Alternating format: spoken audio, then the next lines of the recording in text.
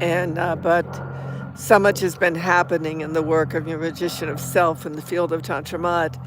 And it's not to draw you to the field of Tantra Maat or to have you do the work of your magician of self. It's we are a collective field of humanity, and each of us in our own corridors doing what's ours to do and being what's ours to be is essential right now.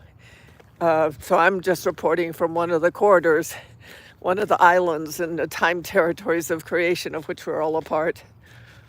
And but I felt like it was important, especially after monadic participation, when people really shouldn't have understood what I was talking about when I sent out that blog. We're in Veterans Park in New Mexico. It's actually quite beautiful.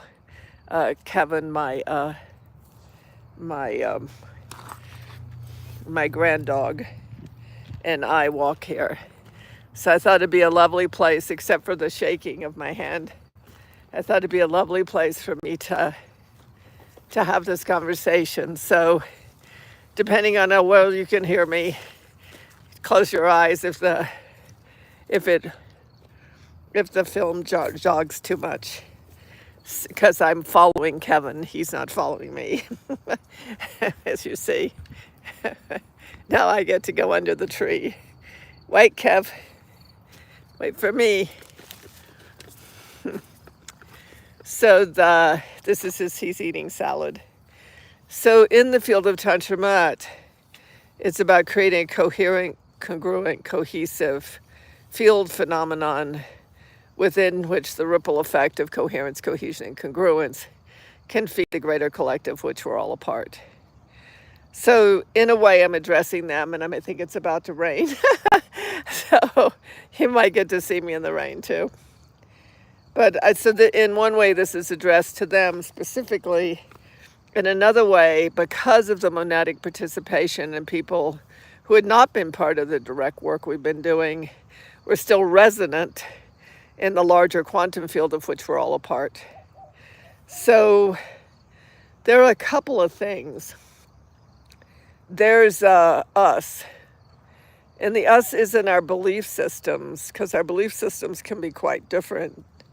But whether they're operating on behalf of life, and what has life exist as whole, because for me, where I am, that's simply because as an individual human being, I also have a beingness within which I can be part of a greater field, and being part of that greater field, where I am, it is.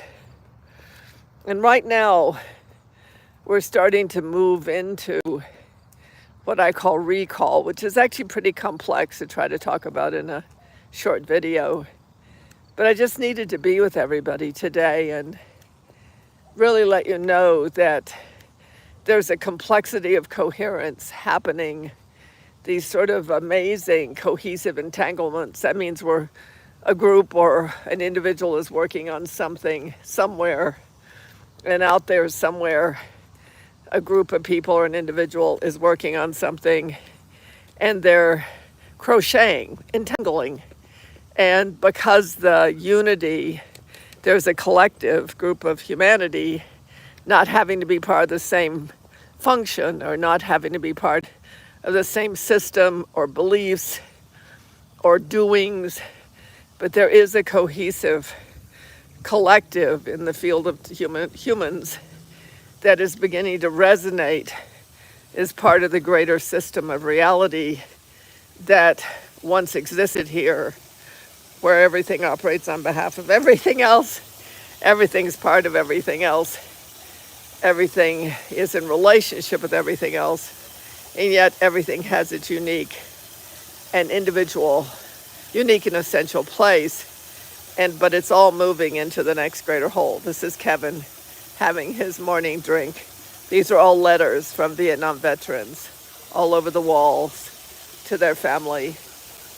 Really quite remarkable what they've done here.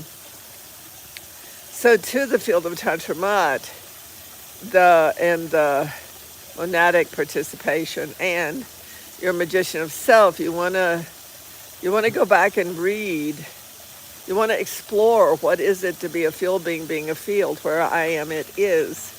And you want to really open your mind to what is the it for you, because that's a living field. Oh, hi. It's raining in Ireland. It's starting to drip here. So I'll share rain with you, okay? So it is more of not trying to get anywhere or do anything. It's more about where are we and what is there to be present to. And because when we are present, that's a nature of being, is to be present. When we are present, we begin to open up past the borders of all right and wrongdoing. We start to open up past the borders of good or bad or right or wrong, and we begin to see there's a larger cohesive energy that people call many things, but there's larger cohesive energies or ethers that are reestablishing these multidimensional matrices of which we once flourished. We flourished in dream worlds. We flourished in elemental worlds. We flourished in metaphysical worlds. Not the definition of a thing, but the definition of a way to be related to greater systems of reality than just human being. We were the children of the Garden of Paradise that actually have the capacity to be remember within, not inter, between, intra-related, intra-dependent, and intra-active with multiple spectrums of existence. Imagine when it all operated as a cohesive whole. Imagine when the dragons, metaphysical, and the elementals, divas and sprites, fairies and elves, the forces and powers of creation, earth, wind, fire, water, the cosmic, what we call gods and goddesses, but really before we gave them personification, they were principles and values, ethers, power of ethers. Maybe I'll do a talk on that, on Create a World with the others. The power of the ethers are these energies: love, adoration, fun, beauty, grace. I mean, we've chopped them all up into objectives and emotions and stuff like that. But they're all energy fields within which the greater systems of reality can rise. And we were once a part of all that. So there's a complexity, which is why I'm doing this recording, where we are not part of the same thing. All of us are being drawn to what's ours to be drawn to do what's ours to do, to be what's ours to be.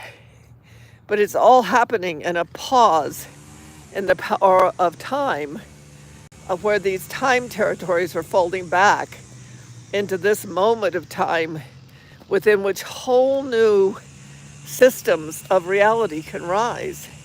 And the reason I'm making this video is I've only been talking about this for about 45 years, about this time.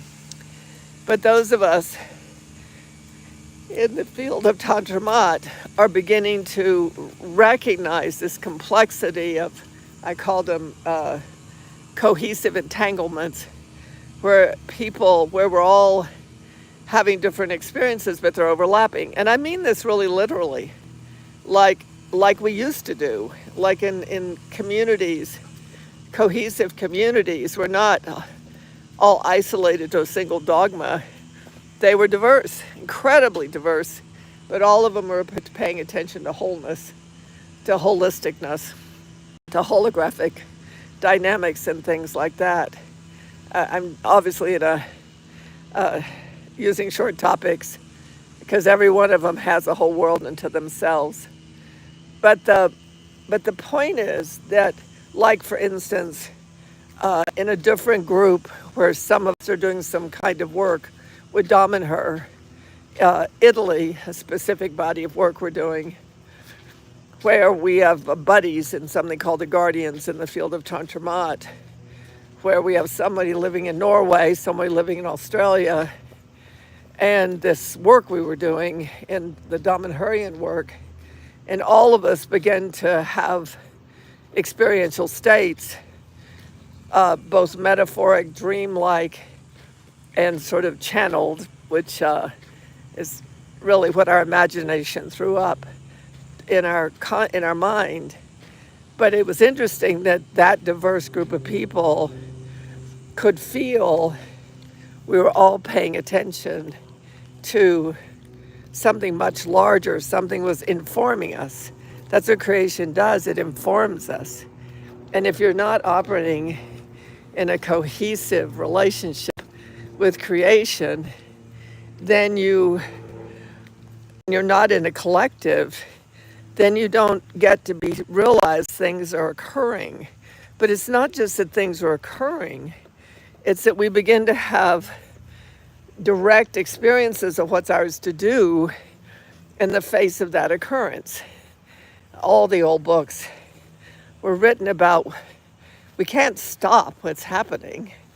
We're part of much larger systems of reality than our pea brain one lifetime episode. And most of us, I think, came back at this time to complete patterns. And in the completion of those patterns, wait a minute, Kevin. And in the completion of those patterns, whole new patterns can rise. And we're beginning to experience that. Let's go this way. Come on. This way. Yep. And so I wanted to do a recording because everything is integrating so rapidly. There's such a vertiginal aspect going on. And hold on a minute. Make sure no dog. Come on, Kev. This way. Nope, this way. Vertiginal is a word that Myra Jackson used in our Create a World episode. And put this over here, it's prettier. And it means basically being in the vortex of the spiraling of creation as it's moving above and below, up, down, spinning up and down.